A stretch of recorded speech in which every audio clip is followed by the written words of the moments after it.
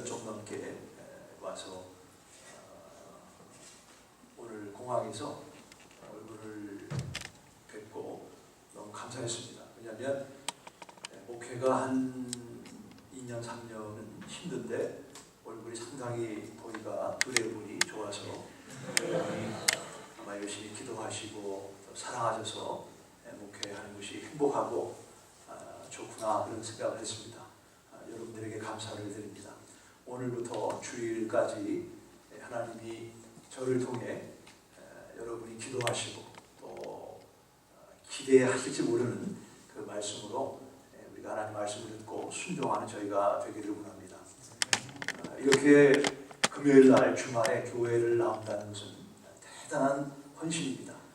로마서에는 세 개의 그러므로라고 하는 중요한 접속사가 나오는데 로마서 3장 20절에 그러므로 율법의 행위로는 의롭다 하심을 얻을 자가 없다.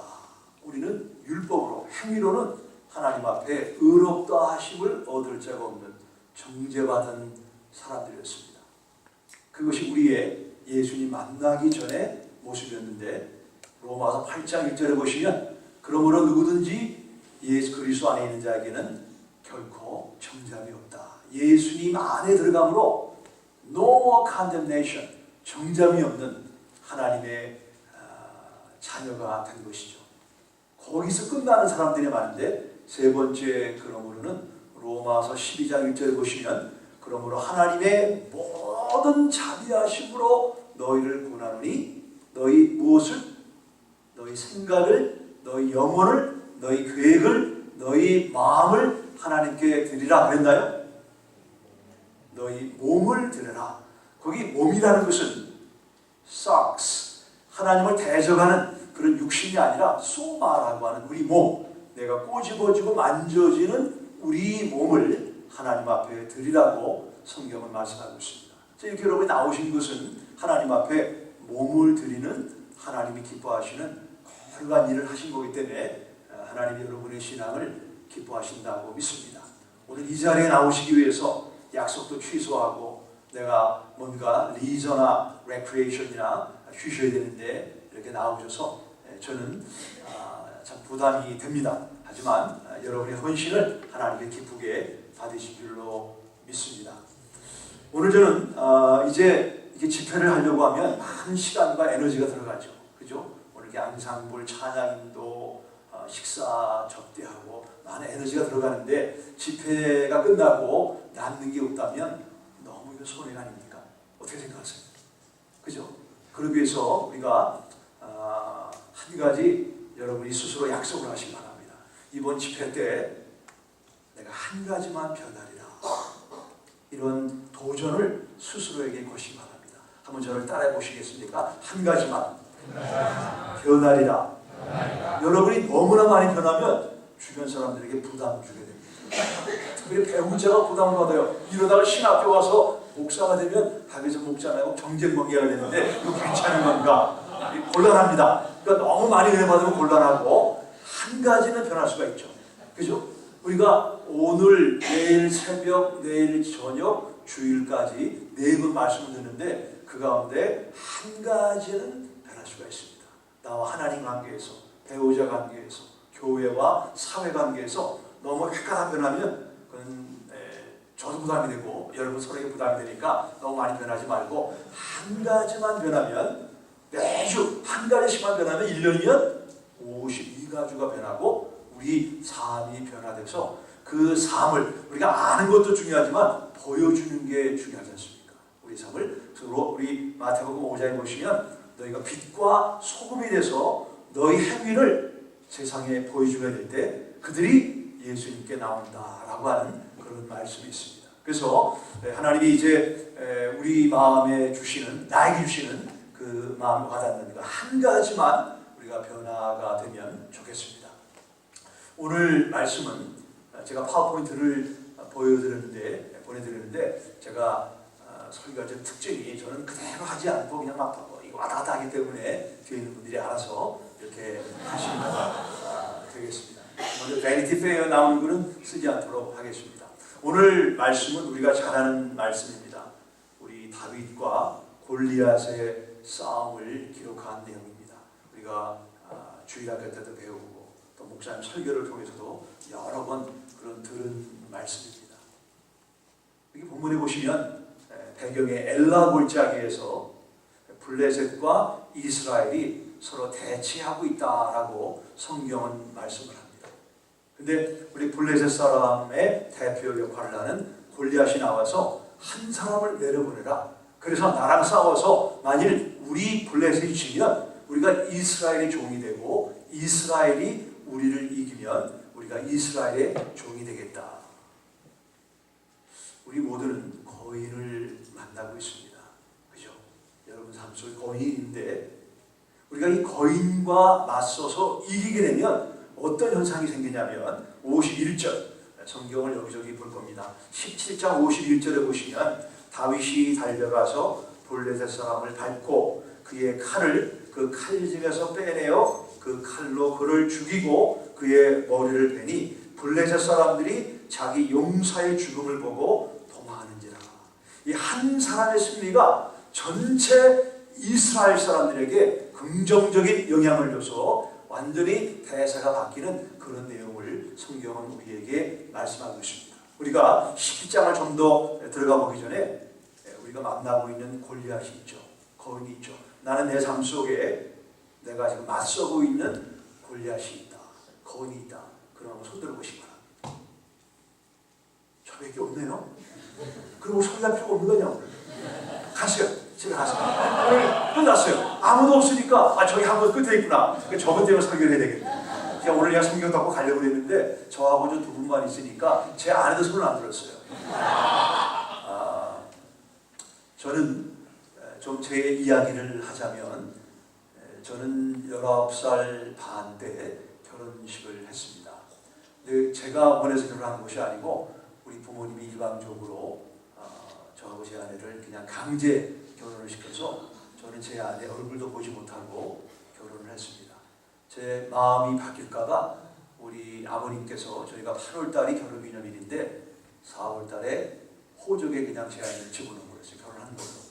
그래가지고 이렇게 부부가 돼서 많은 고부관계를 겪고 저희 아버님은 장로교에서 목회를 하셨는데 아주 가난하셨습니다. 그래서 저는 우리 아버님 볼 때 나는 저렇게 가난하게 사는 게 싫다. 나는 사업가가 돼서 돈을 많이 벌어서 사람을 돕고 섬기는 장로 또는 집사가 되야 되겠다.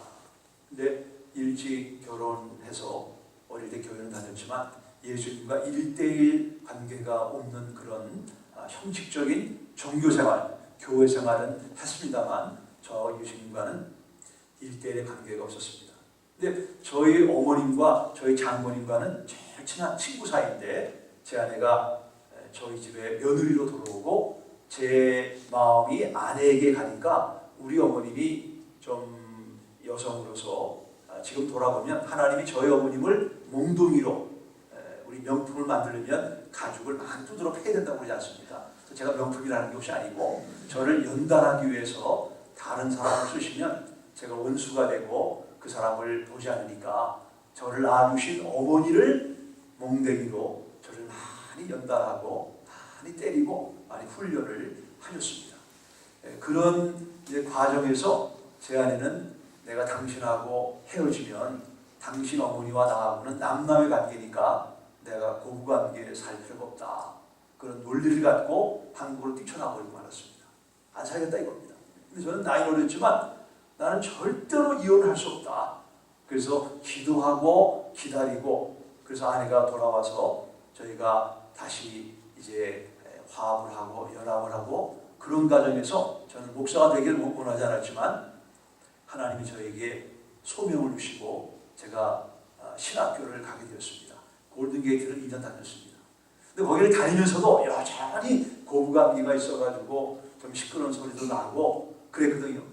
그러니까 학생들이 신학교 학생들이 제가 이렇게 도서관이나 강의실에 가면 제 혼자 생각에 제 뒤에서 어떻게 저런 사람이 신학교 와가지고 골든게이트 신학교를 이렇게 누를 끼치게 하는가 그렇게 뒤에서 제 이야기를 하는 것 같은 그런 마음을 많이 가졌습니다.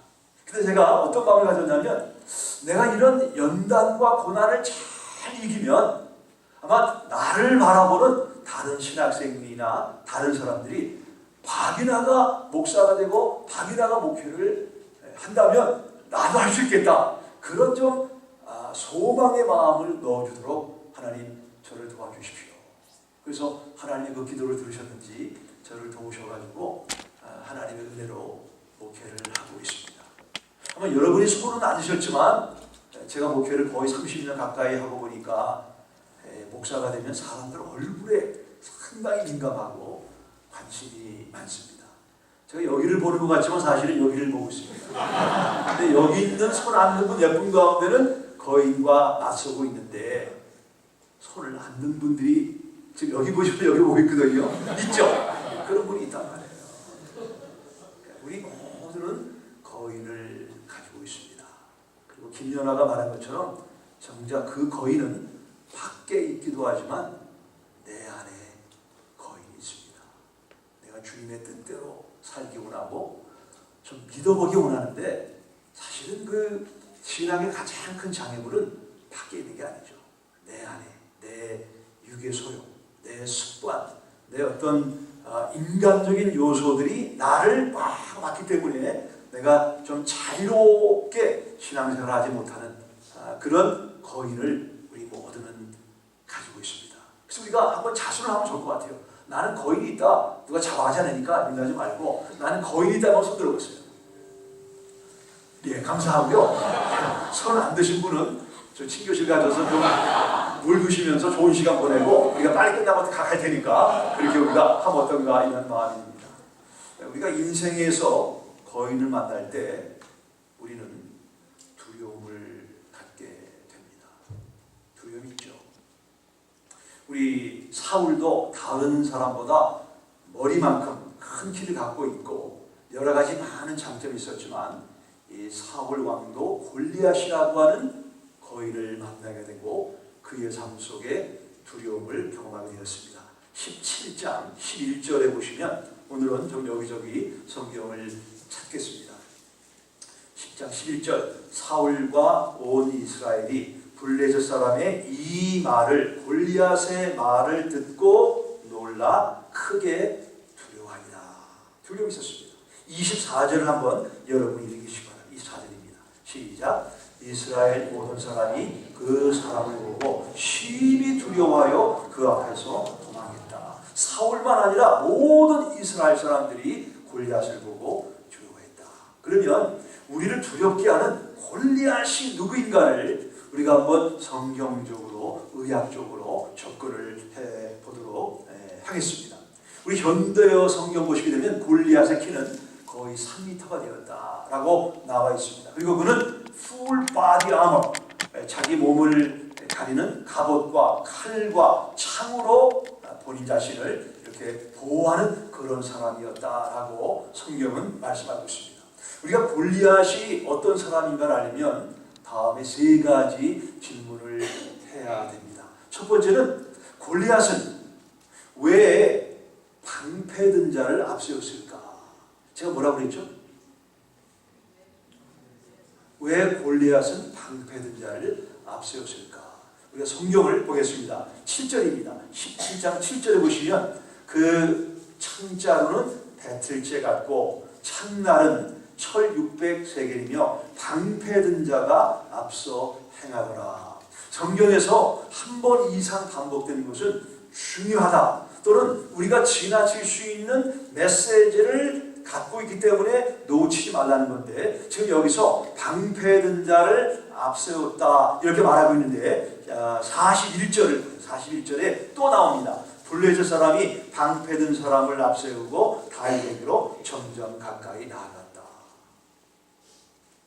한번 여러분 스스로 한번 여쭤보세요. 왜 골리앗은 다 무장을 했는데 방패든 자를 앞세워야 됐습니까? 우리 성경 기자는 두 번이나 방패든 자를 앞세웠다. 놓치지 말라는 것입니다. 왜 그럴까요? 두 번째, 골리앗은 왜 다 무장을 하고 키가 큰 사람이고 우리 다윗은 여성처럼 어린아이 같은 그런 청년이었는데 왜 왜 본인이 다윗에게 가지 않고 다윗에게 가고 오라고 그랬을까? 자, 어디냐면 44절입니다. 17장 44절을 한번 같이 읽겠습니다. 시작. 그 블레셋 사람이 또 다윗에게 이르되 내게로 오라. 내 살을 동중의 새들과 들짐승들에게 주리라. 왜 골리앗은 방패든 자를 앞세웠습니까? 왜 본인이 가지 않고 다윗에게 오라고 그랬습니까?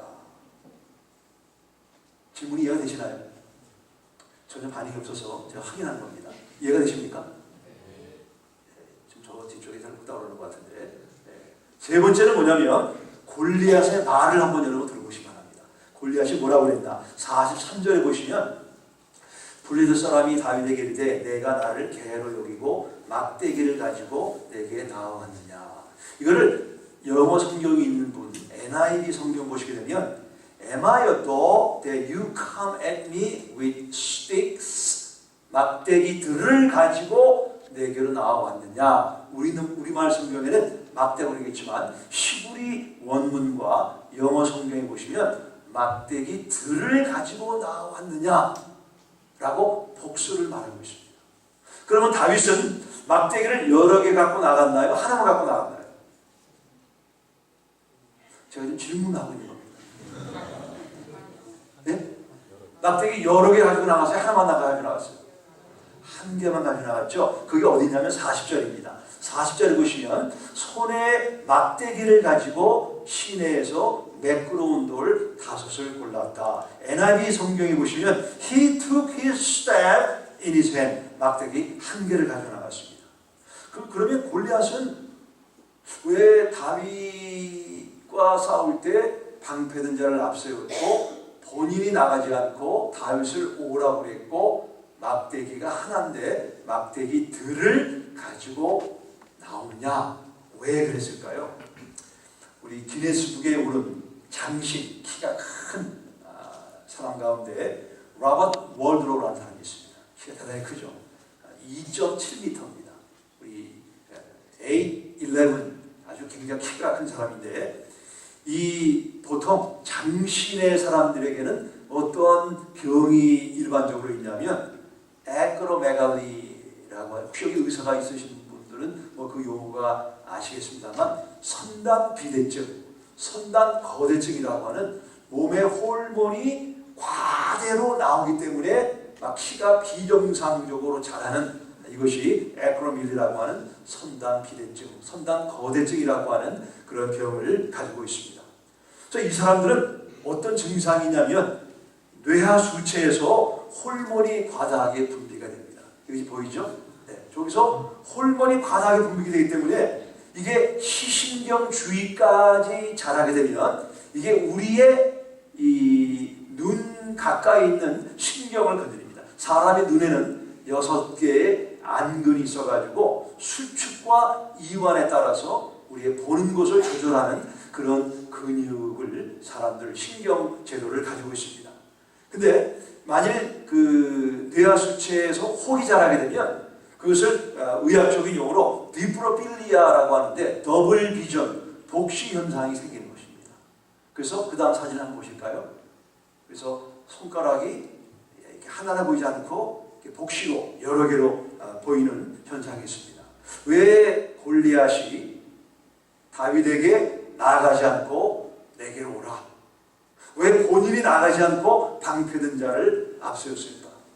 막대기가 하나를 들었는데 여러 개를 들었을까? 의학자들은 골리앗은 중환자였다. 그 얘기는 복시 현상이 있었다.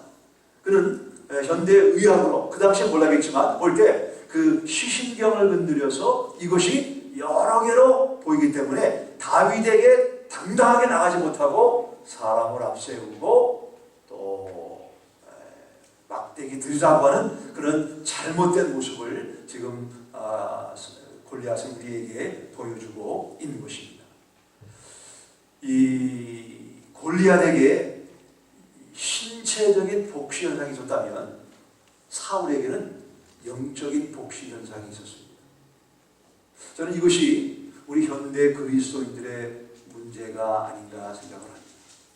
하나님도 보고 이 사회도 보고, 아니 이 사회에 되어진 것을 더 크게 하나님보다 보기 때문에 우리가 인생에서 골리앗이라고 하는 거인을 만날 때 당당히 나가 싸우지 못하고 오늘 사울처럼 두려움에 떠는 그런 사람들, 그런 우리의 모습을 우리는 발견하게 되는 것입니다.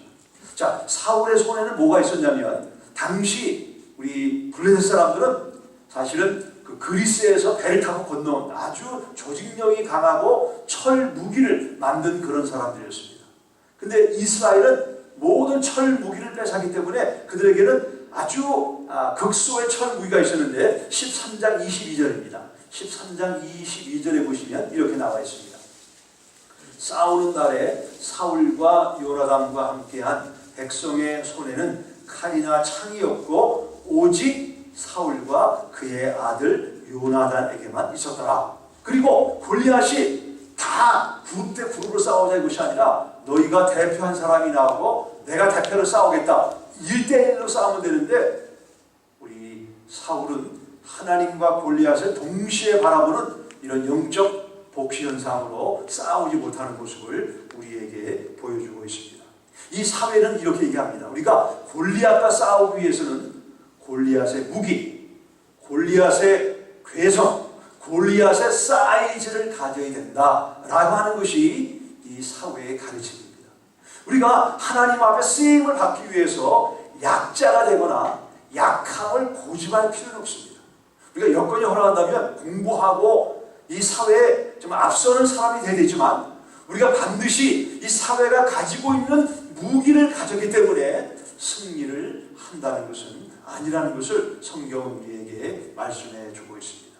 사무엘상 17장의 이야기는 골리앗의 이야기가 아닙니다. 다윗의 이야기도 아닙니다. 이것은 하나님의 이야기입니다.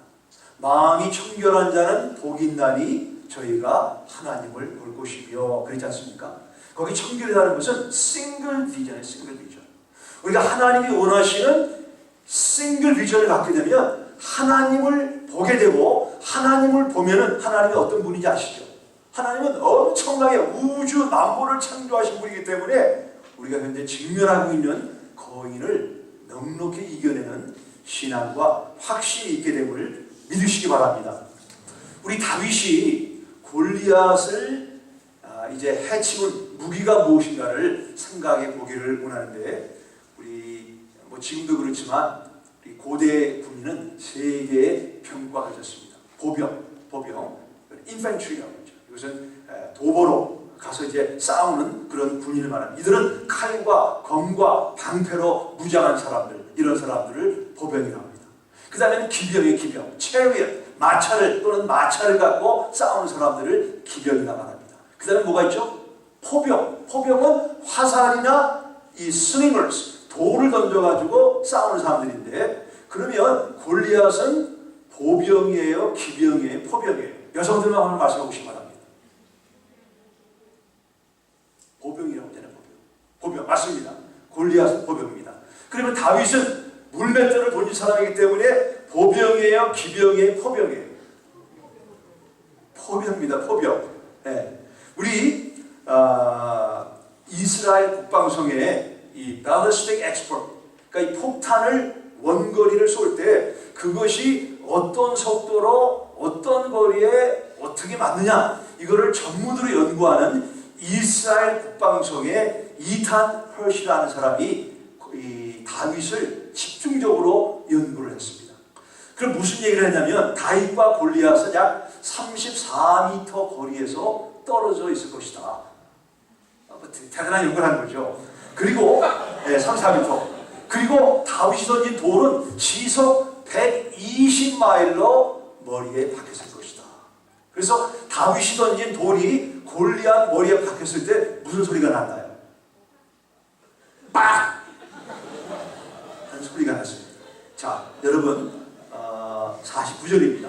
49절에 보시면, 손을 주머니에 넣어 돌을 가지고 물매로 던져 블레셋 사람의 이마를 치매 돌이 그의 이마에 박히니 땅에 엎드려지리라. 오늘 한번 집에 가셔가지고 여러분이 평상시에 관계가 안 좋은 사람을 앞에 세우고 돌 한번 던져보세요. 이마에 박히는지 얼굴에 때리는지 한번 바꿔보기 바랍니다. 돌이 이마에 박혔다는 것은 이것은 엄청난 정확도와 엄청난 힘을 가지고 있음을 말하는 것입니다. 우리 다윗이 골리앗을 싸워서 이기는 데는 대단한 무기가 아니었습니다. 어떤 걸 싸웠죠? 조약돌이죠, 조약돌. 근데 다윗이 조약돌을 줍는 모습을 상상해 보세요. 어떻게 줬을까요? 서서 이렇게 줬을까요? 무릎을 꿇었겠죠. 그죠? 우리가 이 땅을 살아가면서 to take a stand, 서야만 되는 상황을 많이 만납니다. 그죠? 현재 여러분 가운데도 또 저희 삶 속에도 우리가 뭔가 서야 되는 상황을 만났는데 서기 위해서는 다윗이 무릎을 꿇고 돌을 주신 것처럼 우리가 먼저 무릎을 꿇고 하나님 앞에 기도하는 자세가 필요한 것입니다. 그래서 워치만이라고 하는 사람은 좌행창이라고 했죠. 우리가 먼저 앉고 서고, 그게 뭐죠? 좌행창이 한말을 잘 모르겠는데 박목사님 뭐죠? 좌행창 무슨 말이에요? sit, walk, stand인가요? sit, stand, walk인가요? 네. 우리가 먼저 무릎을 꿇는 것이 매우 중요한 것을 우리 다윗의 이야기를 통해서 배울 수가 있습니다. 다윗은 골리앗이 가지고 있는 무기는 가지고 있었지 않았지만 그는 하나님이 어떤 분인가라고 하는 싱글 비전, 하나님을 분명히 보는 그런 안목을 가지고 있었습니다. 다윗이 어떻게 골리앗에게 나아간가를 한번 보시기 바랍니다. 17장 45절입니다. 17장 45절에 보시면 다윗이 블레셋 사람에게 이르되 너는 칼과 창과 단창으로 내게 나아오거니와 나는 만군의 여호와의 이름 곧 내가 모욕하는 이스라엘 군대의 하나님의 이름으로 내게 나아가노라. 여러분, 시브리 사람들은 이름이 그 사람의 인격이었습니다. 하나님의 이름. 다윗은 하나님이 어떤 분인가를 분명히 알았습니다. 47절에도 나오는데 한번 여러분 읽으시기 바랍니다. 47절입니다. 시작. 상이 있지 아니함을 이 무리에게 알게 하리라. 전쟁은 여호와께 속한 것인즉 그가 너희를 우리 손에 넘기시리라. 다윗은 이런 하나님을 알았기 때문에 비록 초라한 조약돌이지만 그는 반복되는 연습을 통해서 골리앗을 이기는 그런 놀라운 승리를 거두고 그 한 사람의 승리가 전체 이스라엘 사람들의 사기를 세우는 그런 놀라운 일을 감당한 것을 성경이 우리에게 말씀해 주고 있습니다. 다윗은 왜 5개의 돌을 골랐을까요? 성경은 말씀하고 있지 않지만 우리는 자유롭게 우리가 성경 안에서 스페큘레이트 할 수가 있다고 생각합니다. 저는 다윗이 돌 하나 갖고도 골리앗을 때려 눕힐 수 있었지만 나머지 돌 4개를 더 주신 이유는 저는 이것은 다윗의 백업 플랜이었다고 생각을 합니다. 우리가 키모를 한 번의 키모로 암이 나면 좋지만 한 번의 키모로 암이 낫지 않는 경우가 있습니다. 한 번의 인터뷰로 직장이 되지 않는 경우는 허다합니다. 한 번의 선을 보고 한 번의 전화와 한 번의 만남으로 결혼이 이루어지지 않는 경우는 너무나 허다합니다. 한 번 시도하고 안 된다고 포기하는 그런 사람이 되지 말고 백업 플랜을 갖고 계속 반복해서 그 일을 감당할 때 우리는 골리앗이라고 하는 그 일을 이겨낼 수 있는 하나님의 은총을 경험하고 간증함으로 교회 전체가 승리자의 간증과 사기를 만들 수 있다고 저는 분명히 믿습니다. 방법도 중요하지만 반복이 매우 중요합니다. 혹시 우리 가운데 여러분 탐 행스가 나오는 소말리아 그 영화 이름이 뭐였죠? 그 영화 보신 분이 있습니까? 우리 2009년 4월 12일 20명의 선원을 태운 미국 상선 알라바마가 인디안 오션을 지나다가 우리 소말리아 해적들에게 납치가 됐죠. 근데 그때 미국은 이 세계적인 측면에서 체면이 아주 손상되는 상황이기 때문에 그 배를 소말리아에게 넘겨주게 되면 미국은 국제적인 그런 약한 나라로 이렇게 이미지가 바뀌어질지 모르는 그런 어려운 상황을 만나게 되었습니다. 그래서 급하게 오바마 대통령의 특명을 갖고 SEAL 팀이 동원됐잖아요. SEAL 팀. 그래가지고 이제 그 틈틈이 괴를 부리는데 그 세일팀 3명이 그 저기 라이프 보트인가요? 거기에 타고 있는 3명의 해적들 머리를 명중을 했습니다. 근데 그때 배가 굉장히 출렁거렸어요. 그 나중에 내셔널 지오그래픽 제가 다큐멘터리를 봤는데 그 물었습니다. 거기 그 스나이퍼 저격수들한테 그 소말리아 사람들의 머리를 맞추는 게 쉬웠느냐 어려웠느냐 뭐라고 그랬죠? 뭐라고 했나요? 기억 안 하세요? 안 보셨구나. 예. 너무너무 쉬운 줄 못 끼웠다. 너무너무 쉬웠다고 했어요. 우리 네이비 세일팀은 스나이퍼 연습을 할 처음에는 큰 수박을 갖고 연습을 합니다. 수박을. 막 뛰다가 숨차는 가운데 쏴서 명중을 해야 됩니다.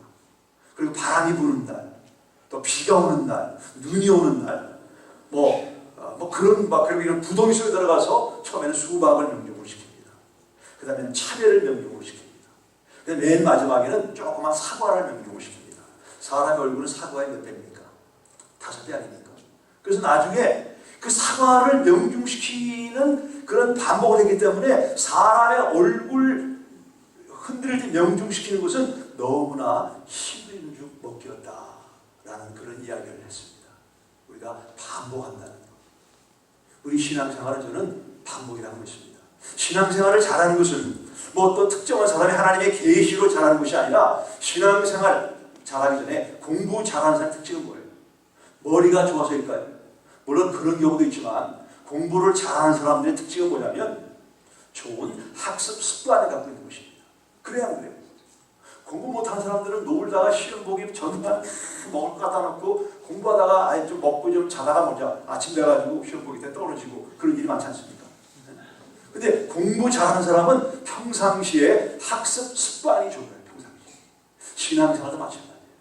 어떤 분이 신앙생활을 잘한다. 그분에게 특별한 비결이 있는 것이 아니고 그분은 좋은 신앙의 습관을 가지고 있는 것입니다.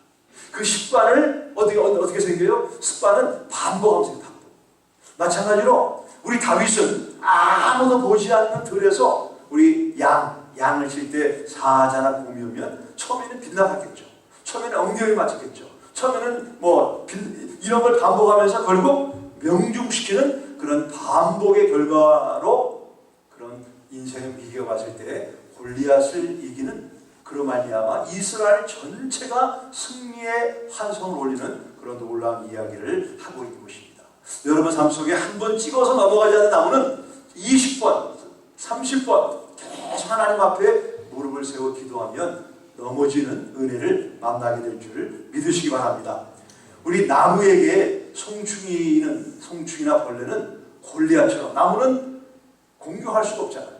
근데 얼마 전에 제가 USA 투데이 신문을 봤더니 네덜란드의 인스티튜트 오브 이콜로지 생태 환경학자가 우리 그 가운데 닥터 마셜 비설이라고 하는 사람이 송충이가 나무를 공격할 때 어떻게 나무는 방어하는가 그 이야기를 썼습니다. 그 이야기를 보면 이제 나무에 송충이나 이런 벌레가 들어가가지고 잎사귀를 갉아먹으면 나무는 자기 몸에서 향을 발산한다. 향. 그 향은 어떤 향이냐면 우리가 잔디를 깎으면 잔디 깎는 냄새가 나잖아요. 그렇죠? 지금 제가 확인하는 겁니다. 주무시는지 아니면 듣고 계시는지. 네? 그래서 그 몸에서 잔디 깎는 냄새를 나무가 발산하면 새들은 눈도 좋지만 새들은 코가 좋답니다. 그래서 새들이 좋아하는 냄새가 잔디 깎는 그 냄새를 좋아한답니다. 그래가지고 나무가 잔디 깎는 냄새를 발산하면 새들이 와가지고 벌레나 송충이를 먹는다는 그런 이야기를 하고 있습니다. 성경에 보시면 향은 당시에 매우 비쌌습니다. 뭐를 향이라고 그러죠? 우리의 헌신.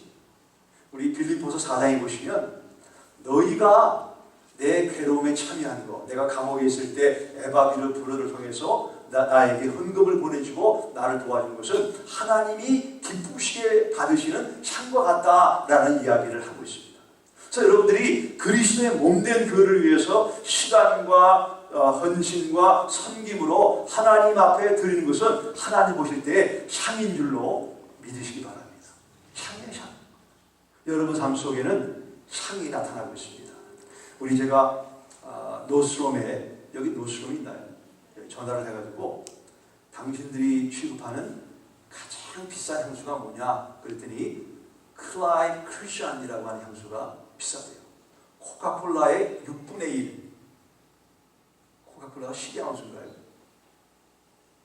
거기 6분의 1이면 2아운스에 얼마냐 물어봤더니 2,400불입니다. 그걸 한번 누가 사서 제가 냄새를 맡아봤으면 좋겠습니다. 그 아무나 이렇게 그거는 이 샤넬 넘버 5는 그건 진짜 향이 아니고 영국 여왕이 클라이드 크리스천, 여성들은 그냥 잊어버리시기 바랍니다. 남편한테 사다 그러지 말고. 근데 그걸 한번 뿌리면 이게 완전 순수한 퓨어한 향수이기 때문에 아무리 냄새를 맡아도 골치 아픈 게 없이 아주 은은하게 좋아서 영국 여왕은 바른다 하는 얘기를 제가 들었습니다. 저는 마찬가지로 각 사람에게는 향을 발산한다고 생각을 합니다. 우리는 어떤 향을 발산합니까? 한번 옆에 있는 분 한번 냄새를 제가 1, 2, 3 하면 냄새를 맡아보시기 바랍니다. 아셨죠? 1, 2, 3 어떤 냄새가 나나요? 어떤 향이 나나요? 저는 둘 중에 한 가지일 것 같아요. 오 마이 굿네스. 이런 분이 한 분이 있고 어떤 분은 so delightful.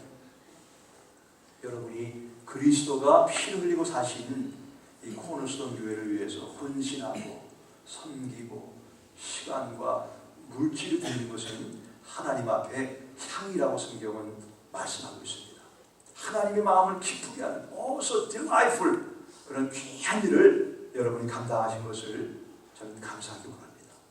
우리가 선을 행하되 낙심하지 말지니 피곤하지 아니하면 때가 이름에 거둔다고 성경은 말씀하고 있습니다. 저는 오늘 식탁에서 저 자신을 보면 저는 거기에 내세울 게 없는 사람이에요. 근데 우리 아버님이 고향이 평북이신데 남한으로 피난 오셔서 피난 가지고 고생을 많이 하셨습니다. 그래서 저희 아버님은 부제를 장로교 목회를 하신 분인데 부제를 많이 하셨어요. 부제. 어려운 사람들 저희 집에 데려다가 먹이고 섬기고 이런 부제를 많이 하셔가지고 그 아버님의 기도와 아버님의 부제 때문에 제가 감사함으로 목회하고 있다. 저는 매일 그런 마음을 갖고 있습니다.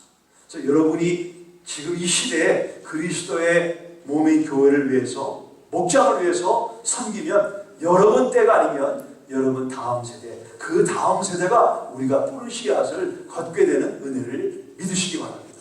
우리가 주님 앞에 섬기는 것은 향이라고 성경은 말씀하고 있습니다. 두 번째는 뭐가 향이냐면 기도가 향이에요. 기도가. 자, 우리 한번 요한계시록 8장 4절과 5절이 거기 나오는 모르겠는데 우리 한번 같이 읽도록 하겠습니다. 시작. 당연히 성도의 기도와 함께 하나님 앞으로 올라가는지라.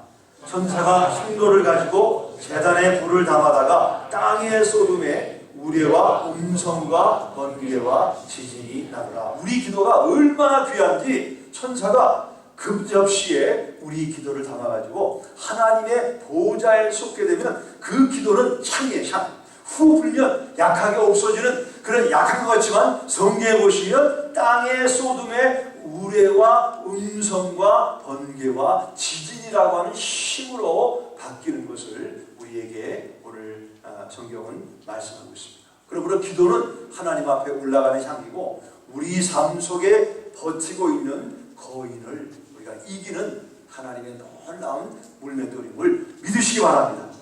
우리는 이 강력한 이 기도, 저는 사도행전의 테마가 저는 세 단어라고 믿습니다. up, down, out. 1장에서 기도가 올라갔잖아요. 120명이 마가의 다락방에 모여가지고 기도를 올렸잖아요. 기도야. 그랬더니 2장에서 성령이 다운 내려오고 2장 38절 이하에 사도 베드로가 복음을 갖고 아웃 나가서 복음을 전하는 결과 3,000명이 구원받는 놀라운 은혜의 역사가 있었습니다. 기도가 올라가지 않으면 내려오는 게 없습니다. 저는 여러분 교회가 기도하는 교회인 것을 하나님 앞에 감사를 드립니다. 여러분 삶 속에 거인이 버티고 있나요? 우리 인간의 방법, 인간의 생각, 인간의 경험, 인간의 자문도 우리가 구해야 되지만 더 중요한 것은 하나님 앞에 우리 소원을 올리는 거예요. 기도하는 겁니다. 뭔가 내가 힘으로 안 되는 거 있잖아요. 제가 주일날 설교하겠습니다만 모든 사람한테 하나님이 다 주시지 않았습니다.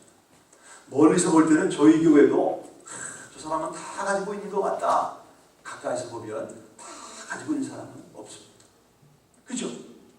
뭐 여기 구글 회장은 다 가지고 있을까요? 그 집에 가보면 뭔가 그 사람도 한 가지 문제가 있습니다. 페이스북 그 사람 다 가지고 있을까요? 그 사람도 한번 대보면 뭔가 한 가지 문제가 있어요. 빌 게이츠 세계 엄청난 부자인데 그 사람은 다 가지고 있을까요? 저는 다 가지고 있을까요? 저는 다 가지고 있습니다. 저도 한 가지 뭔가 그 한 가지 그 뭔가는 제가 주일날 말씀을 드리도록 하겠습니다. 우리 모두는 한 가지의 연약함을 가지고 있습니다. 그죠? 그죠?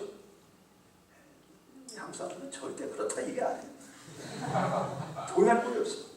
우리 모든 하나님 앞에 기도해야 돼요. 기도가 올라가면 하나님의 은혜와 응답이 내려오고 그걸 가지고 우리 삶에 나가서 하나님을 간직하는 그런 삶을 살게 될 것입니다. 우리 사람들은 왕족에 관심이 많습니다. 다이아나 황태자비, 왕세자비에 대해서 많은 사람들이 관심을 가지고 있습니다. 왜 사람들이 왕족에 대해서 관심을? 이번에 그 영국의 앤드루 그분의 와이프가 아이를 낳죠. 뭐 장사를 쳤잖아요. 그리고 영국 경제에 지금 몇 빌리언의 제너레이트를 했을 만큼 관심이 많습니다. 왜 사람들이 왕족에게 관심이 많다 하십니까? 내가 왕족이 될 수 없기 때문에 로열 패밀리에게 관심이 많은 거예요. 네. 사람들은 내가 노력해도 성취하지 못하는 것에 대해서 관심을 갖고 있다. 그래서 그것을 팔고 그것을 선전할 때 장사가 잘 된다는 거예요. 네. 책을 보니까. 근데 우리는 이미 예수를 믿는 순간 하나님의 왕족이라고 성경은 말씀하고 있습니다. 문제는 우리에게 주신 이 왕족의 특권을 쓰지 않는 분들이 너무나 교회 안에 많아요.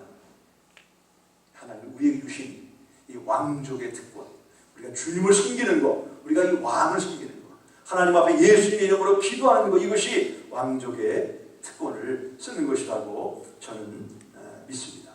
다윗은 그런 특권을 쓰므로 말미암아 거인 골리앗을 쓰러뜨리고 놀라운 간증으로 그 한 사람을 통해서 이스라엘 전체의 사기를 바꾸는 그런 귀한 일을 다윗은 감당을 했습니다. 저 한 사람의 승리로 말미암아 제 주위에 있는 많은 우리 신학생과 목회자들이 격려와 힘을 얻을 수가 있다면 그것이 저의 늘 기도 제목이고 소원입니다.